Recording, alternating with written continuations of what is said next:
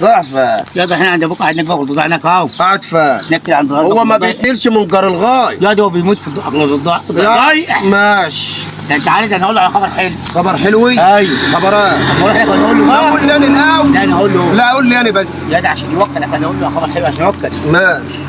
يا دي يا ربي. ايوه يا حاج. يا ده اخواتك راحوا فين؟ يا عم راح يجيبوا طعميه. خرب بيوتهم. اي والله ده انا بجيب لهم ب 40 جنيه طعميه ما بيكفوهمش. تنام كلامهم هم جايين. ده القرص عامل زي الكشكاي. اباي اجاب اباي اشا تشكي. كلم طه جاب لك خبر حلو. يا فرحني يا طه فرحني. انت بتجيب الفرايحه كلها يا طه. بس اديني 50 جنيه. ايه 50 جنيه يا عم. طب قول الاول.